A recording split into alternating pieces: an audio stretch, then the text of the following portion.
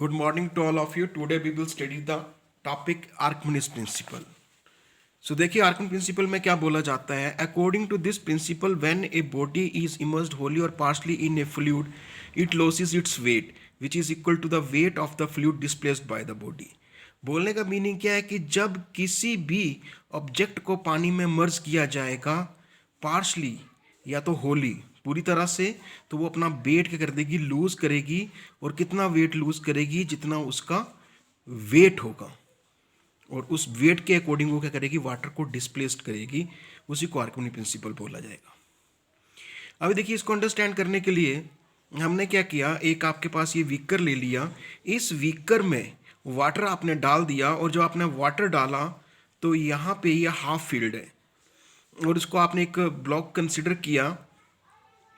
जो इसके जो फेसेस हैं वो दो फेसेस आ रहे हैं, एक अपर फेस आ रहा है, एक लोअर फेस आ रहा है. अपर फेस पे जो फोर्स लग रही है वो F1 है, जो लोअर फेस पे जो फोर्स लग रही है वो F2 है.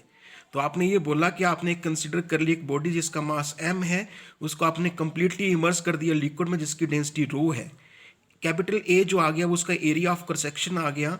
उसके लोअर अपर फेस का L क्या होगी, इसकी डेप्थ होगी अपर और लोअर फेस की, h इसकी हाइट होगी उस बॉडी की. अभी देखिए बड़ी सिंपल सी बात है, और मैंने पहले भी बताया आपको कि जब कभी भी आप लोगों को प्रेशर फाइंड आउट करना है तो उसका जो एक्सप्रेशन होता है वो P is equal to h rho g के बराबर होता है. तो यहाँ पे जो हाइट है वो आपने कंसीडर कर ली L. तो यहाँ पे जो प्रेशर बनेगा वो P1 is equal to L rho G बनेगा. अभी इस लेंथ को आपने चेंज कर दिया L प्लस एच से, तो P2 आपके पास आ गया L प्लस एच रो जी आ गया. ये तो फोर्सेस जो ये जो प्रेशर है ये आपके पास लग रहे हैं अपर फेस पे.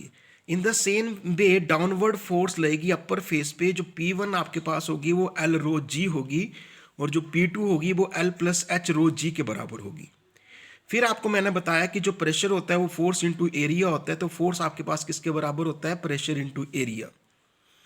P1 की वैल्यू आपने पुट कर दी L रो जी और साथ में A. इन द सेम वे ये जो फोर्स लग रही थी ऊपर वाली वो आपके पास डाउनवर्ड फोर्स लग रही थी. इसी तरह से आपने अपवर्ड फोर्स निकाली तो वो F2 आपके पास आएगा. इस L की जगह पे L प्लस एच साथ में रो जी A आपने इसकी जगह पे पुट कर दिया. अभी आप लोगों को मैंने ये बताया कि आपने दो फोर्सेस फाइंड आउट कर ली इस एक्सप्रेशन में. एक तो आपने F1 फाइंड आउट की जो यहाँ पे लग रही है, दूसरी आपने F2 फाइंड आउट करी जो यहाँ पे लग रही है. अभी जब आपने यहाँ से नेट अपवर्ड थ्रस्ट निकालनी है, सबसे पहले आपको ये पता होना चाहिए कि अपवर्ड थ्रस्ट होती क्या है. अपवर्ड थ्रस्ट का मीनिंग क्या है कि जो लिक्विड फोर्स एक्सर्ट करता है अपवर्ड डायरेक्शन में, जब किसी बॉडी या ऑब्जेक्ट को मर्ज किया जाता है उस लिक्विड और फ्लूइड में, तो उसको बोला जाता है अपथ्रस्ट. तो देखिए यहाँ पे जो अपथ्रस्ट आती है वो F आपके पास होता है F2 माइनस F1. F2 की वैल्यू आपके पास आ गई L प्लस एच रो जी ए माइनस F1 की वैल्यू आ गई L रो जी ए. अभी जो कैंसिल आउट होता था वो कैंसिल कर दिया, तो F आपके पास आ गया A एच रो जी के बराबर हो गया. बट आपको पता है कि जब भी एरिया को हाइट के साथ मल्टीप्लाई किया जाता है तो आपके पास वो वॉल्यूम देता है. तो आपने लिखा F is equal to V rho G आपके पास आ गया. तो ये जो स्टेटमेंट थी वो आर्किमेडिस प्रिंसिपल की है. नेक्स्ट देखिए, आपको पता है कि जो डेंसिटी होती है that is density is always equal to mass upon volume. जो डेंसिटी होती है वो मास अपॉन वॉल्यूम होता है. तो इसका मीनिंग क्या हुआ कि मास किसके इक्वल होगा, मास आपके पास आएगा वॉल्यूम इनटू डेंसिटी के इक्वल. तो अभी देखिए इन द सेम वे आपके पास अपवर्ड थ्रस्ट लगेगी जो कि आपको पता है कि F is equal to M G के इक्वल होता है. और F is equal to M G कहाँ से आया, क्योंकि F is equal to M में होता है. जब एक ही जगह पे आपने G पुट कर दिया तो F is equal to M G हो गया. ये weight of the displaced liquid आता है. अभी देखिए ये जो आपने थ्रस्ट निकाली है, अपवर्ड थ्रस्ट निकाली है जो लिक्विड और फ्लूइड की किसी बॉडी के ऊपर, उसको बोला जाता है buoyant force. These forces acting on the body immerse in a liquid are. जो फोर्सेस इस लिक्विड पे लगती हैं, सबसे पहले आता है वेट. वेट mg होता है जो हमेशा ही वर्टिकल कहाँ को लगता है, डाउनवर्ड. और दूसरी फोर्स नेट अपवर्ड थ्रस्ट होती है जो बॉडी के ऊपर लगती है जिसको वॉन्ट फोर्स बोला जाता है, जो कि होती है mg के बराबर. अभी देखिए लॉज ऑफ फ्लोटेशन हम यहाँ पे डिस्कस करेंगे. लॉज ऑफ फ्लोटेशन की बात होती है कि कौन कौन से लॉ हैं जो कि फ्लोटेशन में हमारी हेल्प करते हैं। ये सारे जो हैं वो वर्किंग प्रिंसिपल बेस्ड हैं। इसके लिए आपने क्या काम किया, एक पार्शली और होली एक फ्लूइड ले लिया, मतलब एक बॉडी जो थी पार्शली और होली थी जो आप फ्लूइड में मर्ज की थी, उसके ऊपर अलग अलग फोर्सेस लगती हैं। सबसे पहले आती है अपवर्ड थ्रस्ट जो सेंटर ऑफ बॉयंसी पे लगती है, इसका मैग्नीट्यूड होता है wait of the liquid displaced. और दूसरा जो वेट होता है, ये आपको ध्यान में रखना है कि जो वेट होता है वो हमेशा वर्टिकली डाउनवर्ड ही लगता है। किसी भी बॉडी या किसी भी ऑब्जेक्ट की बात करें तो जो वेट ऑफ द बॉडी होता है जो हमेशा वर्टिकली डाउनवर्ड लगता है through the centre of gravity से। अभी देखिए, इसको अंडरस्टैंड करने के लिए हमारे पास डायग्राम है। 3 डायग्राम से आपको मैं अंडरस्टैंड करवाऊंगा। सबसे पहले जो डायग्राम आता है मेरे पास, उसमें ये बीकर में आपने वाटर डाल दिया और एक आपने ब्लॉक रखा। जो आपने ब्लॉक रखा है तो वेट हमेशा ही वर्टिकली डाउनवर्ड लगता है, मैंने बताया आपको, और आप थ्रस्ट हमेशा ही अपवर्ड लगती है। जब वेट किसी चीज़ का ज़्यादा होगा और अप थ्रस्ट कम होगी तो बॉडी क्या करेगी, सिंक कर जाएगी। तो एग्जाम्पल, वाटर में यदि आप स्टोन डाल दें तो वो सिंक कर जाएगा कि वाटर स्टोन का जो वेट होता है वो ज़्यादा होता है और थ्रस्ट क्या होती है, कम होती है, अप थ्रस्ट कम होती है, वाटर के द्वारा जो जनरेट की जाती है।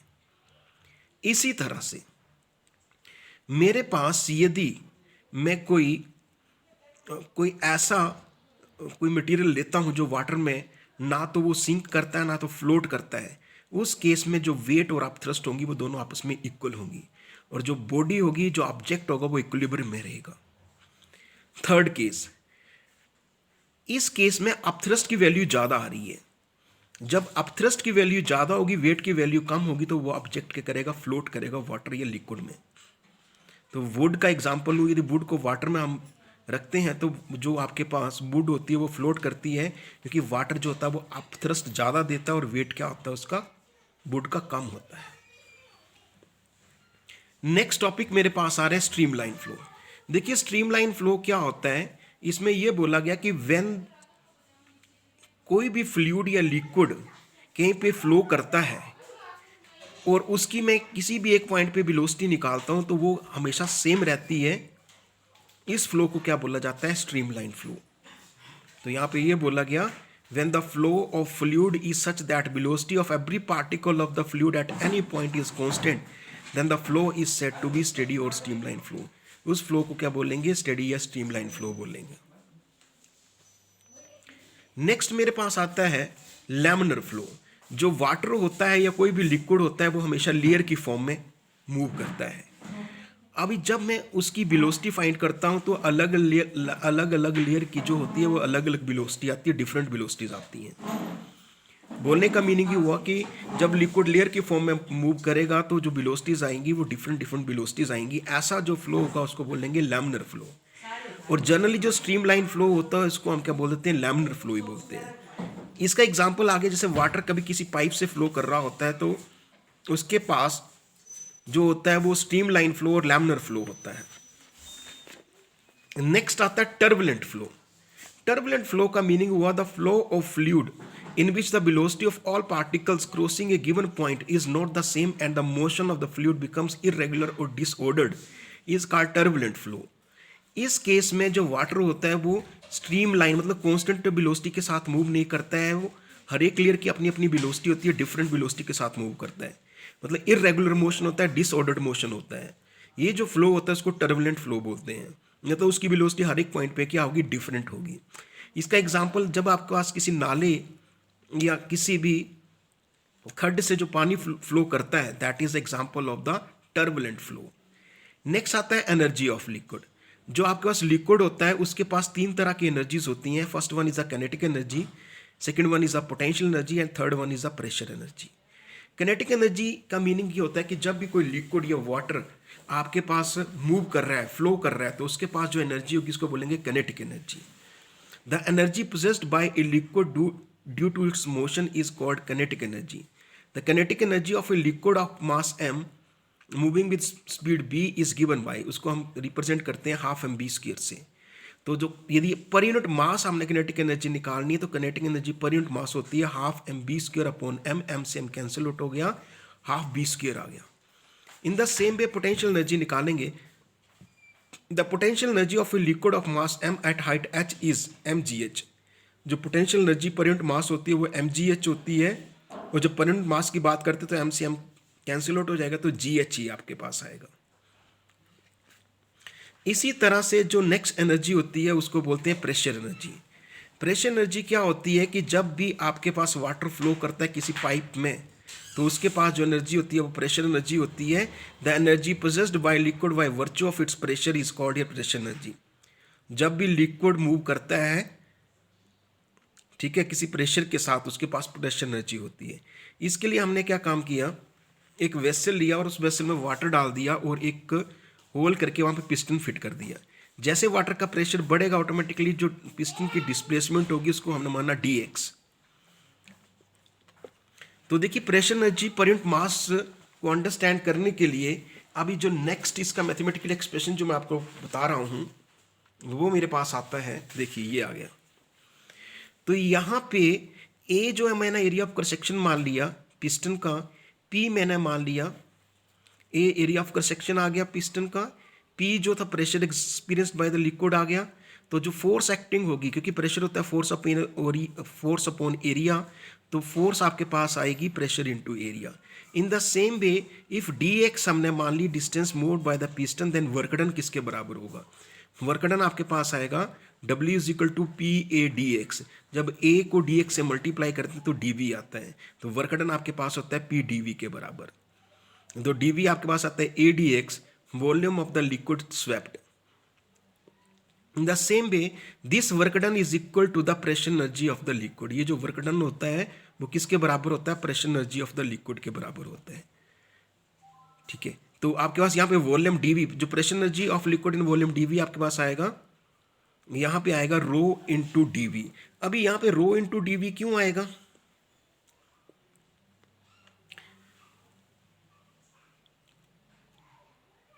इन द सेम वे, सॉरी ये आपके पास आएगा P इंटू डी, ये आपके पास आएगा P इंटू डी, और मास आपके पास आएगा dB is equal mass of the liquid having volume dV, that is rho into dB। Because density होती है मास अपॉन वॉल्यूम, तो मास होगा डेंसिटी इंटू वॉल्यूम। यहाँ पे रो डेंसिटी आएगी, बट यहाँ पे आपने निकालना है pressure energy per unit mass of the liquid, वो आपके पास आएगी P dV, उसको डिवाइड करेंगे रो dV के साथ, तो वो P अपॉन रो होगा। ठीक है, तो यहाँ पे हमने ये निकाल ली pressure energy per unit mass of the liquid. यदि आपको कोई डाउट लग रहा हो इस टॉपिक के रिगार्डिंग तो आप पूछ सकते हैं। तब तक के लिए धन्यवाद। जय हिंद, जय भारत।